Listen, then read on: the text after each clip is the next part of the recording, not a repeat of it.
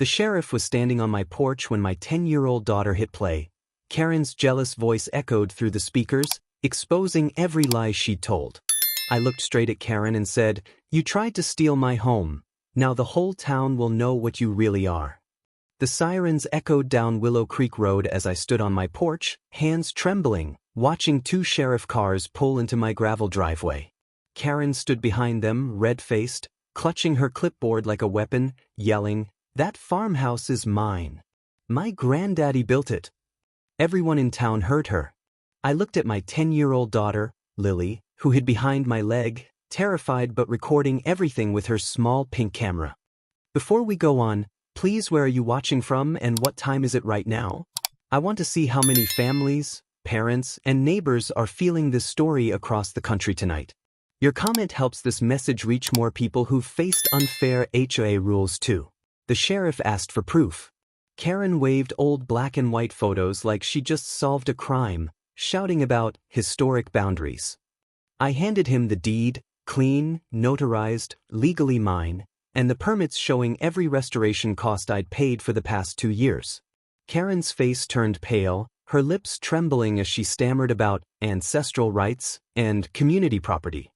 The sheriff just sighed. "This house isn't in any HOA," I said quietly. "You can't claim something that was never yours." But she didn't stop. She screamed at me, pointing at my restored white porch railings. "You copied our design. You stole our history." Lily whispered, "Dad, should I play the tape?" I shook my head. "Not yet, sweetheart." The sheriff warned Karen to leave, but she stood frozen, eyes full of rage. Then she whispered something chilling, "This isn't over." As she stormed off, I watched the blue lights fade, knowing one thing. Karen wasn't angry about history. She was angry about envy. I didn't know that night was just the beginning of her obsession. It started months earlier, when I finally bought the old McAllister farmhouse outside Maple Hollow, 2 acres of peace far from HOA nonsense. I'd saved for decades, working overtime, skipping vacations, chasing the dream of restoring something real, something that wasn't plastic or committee approved. The house was falling apart, cracked porch, leaky roof, and vines crawling up chipped blue siding, but I saw beauty where others saw ruin. Lily called it our forever house. We painted walls together, found hidden letters in the attic from 1954, and learned every squeak in the floorboards. Then one day, Karen showed up, clipboard, pearl earrings, and judgment packed in a floral blouse. She lived across the dirt road. She smiled too wide, asking, "Do you plan to join our HOA?" I laughed. "This land isn't part of any HOA." Her smile disappeared like sunset behind clouds. "Oh, we'll see about that," she muttered, scribbling something on her pad. Soon after, she started dropping off guidelines, rules about paint colors, mailbox heights, and approved lawn decorations. I tossed them in the trash. But she doubled down, leaving notes about non-compliance and district violations. One evening, I caught her taking photos of my porch. When I asked why, she said, "Just documenting what's rightfully ours." That night, I told Lily, "Some people hate seeing others free." She nodded, eyes sad but curious. Little did I know, my freedom had already lit a fire in Karen's jealousy. Weeks later, a thick envelope arrived from something called the Maple Hollow Preservation Committee. I opened it and nearly choked. It claimed my farmhouse was part of a historic district, meaning I owed dues and had to submit restoration plans for approval. I called the county office. They'd never heard of any such district. "Sir," the clerk said, "that sounds made up." I looked outside and saw Karen's car parked across the road, her phone pointed at my house. That night, I heard footsteps near the barn. My motion lights flicked on. Karen and another woman were measuring my fence. "Private property!" I yelled. She jumped and ran, muttering, "Just checking property lines for the HOA map." The next morning, she dropped off another violation notice claiming my antique barn door was too rustic for community standards. I laughed until I nearly cried, then hung the paper inside the barn like a trophy of madness. Lily asked, "Dad, why does she care so much?" I said, "Because she's never built anything herself." Karen's calls grew louder. I overheard her telling others my farmhouse belonged to her late aunt. That's when I started documenting everything. Emails, photos, even her fake committee letterhead.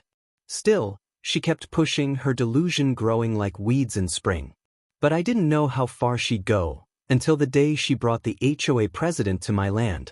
It was a Saturday morning when 2 SUVs rolled up my gravel road. Karen was in front, clipboard shining like a sword. Behind her stepped Mr. Franklin, the HOA president, wearing sunglasses and a smug grin. "Sir, we're here to inspect your property," he said. "Inspect what?" I asked, standing on my newly painted porch. "You don't run anything out here." Karen snapped. "This land was annexed under our jurisdiction. It's part of our district." She waved a paper like it was the Constitution. I took it, read it, and couldn't help but laugh. It was just a printed map from Google with a hand-drawn red circle. Franklin cleared his throat. "Sir, non-compliance fines can reach $5,000 a month." I crossed my arms. "Try me." They both walked around the house, taking photos while Karen muttered, "Looks too nice. They don't deserve this place." Lily filmed quietly from her window, whispering, "Dad, she's saying bad words about you." When they left, Karen shouted, "Enjoy your illegal porch while you can," and slammed her car door.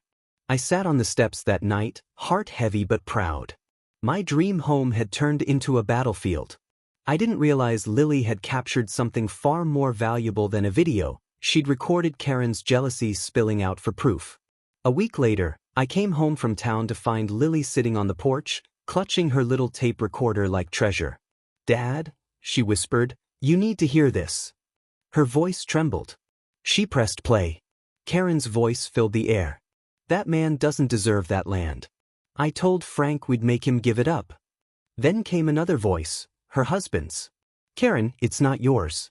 You're just jealous he restored it better than we ever could." Her tone turned sharp. "I want that farmhouse. It should have been mine. Everyone used to talk about my family's legacy there." My stomach twisted. Proof. Cold, undeniable proof. My 10-year-old had caught the whole confession. "Where did you record this?" I asked gently. Lily said, "She was talking on her porch. I was walking Max and hit record when I heard your name." I hugged her tight. "You just did something incredible, sweetheart." That night I made copies of the tape, USB, cloud, and phone backup. I wasn't losing this battle to pettiness. Karen had tried to use the law. Now I had her own words to end it. Still I waited. Because revenge, I knew, was sweetest when patience paved the way. Days later, she marched up again, waving an old photograph of 2 children on a porch. "See? That's me and my sister. Proof this is family property." I looked closely. The porch railings were square. Ours were round. The siding color? Completely different. "Karen," I said, "that's not even the same house. The photo says Henderson County. That's 40 miles away."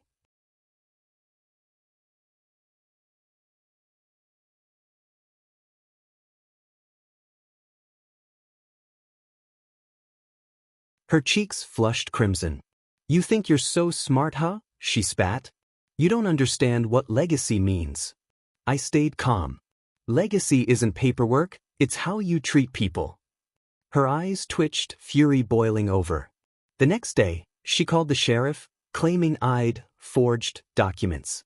He arrived, already exhausted from hearing her name. He checked everything, sighed, and said, "Ma'am, this property's clean. Leave this man alone." But Karen wouldn't quit. She posted on the neighborhood Facebook page that I stole heritage land. People started whispering at the farmer's market, avoiding me like I'd done something wrong. Lily asked, "Dad, are we the bad guys?" My heart broke. "No, honey. Truth takes time to shine." I didn't know it yet, but that truth was about to explode publicly and beautifully. 2 weeks later, another call came from the sheriff's office. "Mr. Brooks," the deputy said, "we've had another complaint from your neighbor." I groaned. "What now?" He sighed. "She's claiming you're squatting." I laughed bitterly. "In my own house?" He chuckled softly. "Just show us paperwork again." We'll wrap this up. As they arrived, Karen was already in the yard, filming herself like some activist, yelling, "We're reclaiming family property today." I calmly handed the sheriff my original deed again, notarized, dated, witnessed. He nodded. "Everything checks out." Karen's face twisted. "He bribed someone. He forged it," she screamed. Then Lily stepped forward, holding her recorder. "Officer," she said, "you should hear this." Karen froze. The moment her voice echoed, "I want that farmhouse. It should have been mine." Her eyes widened like glass. The sheriff turned toward her, speechless. "Ma'am," he said slowly, "that's..." She stammered, "That's fake. That's not." But the tape continued. Her husband's voice confirmed it all. Silence fell, except for the wind across the cornfields.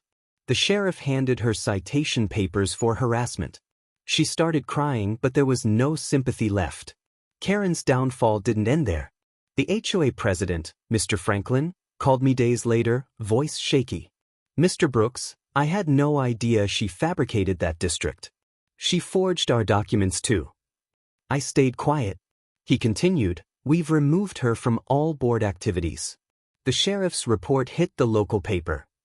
When I checked my porch the next morning, a dozen neighbors had left apology notes. One said, "Didn't know what she was really doing. Sorry for believing her lies." Karen's husband moved out a week later. Their house went dark, curtains drawn, lawn unkept, mailbox overflowing. Lily asked, "Dad, do you think she's sorry?" I sighed. Sometimes guilt hides behind silence. The farmhouse finally felt peaceful again. Crickets, wind, and wood creaking gently in the night. But peace didn't erase the damage she tried to cause. I kept that recorder locked away, not out of spite, but as a reminder of truth's quiet power. Still, part of me hoped she'd find peace someday too, because I had already found mine. Months passed, and the farmhouse became what I always dreamed, a living memory of resilience, built from sweat, patience, and truth.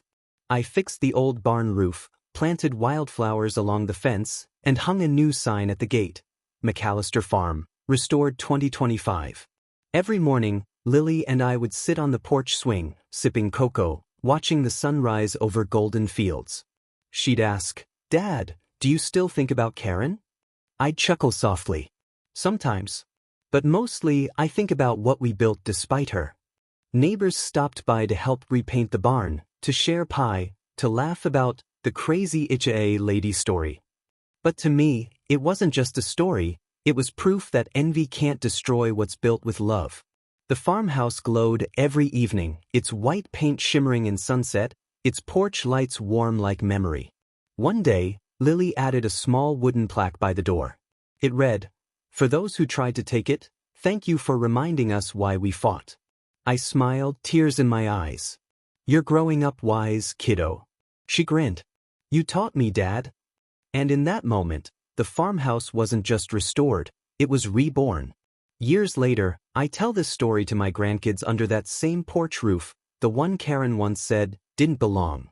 They laugh, shaking their heads at the madness, but I tell them it's more than a funny story, it's a warning.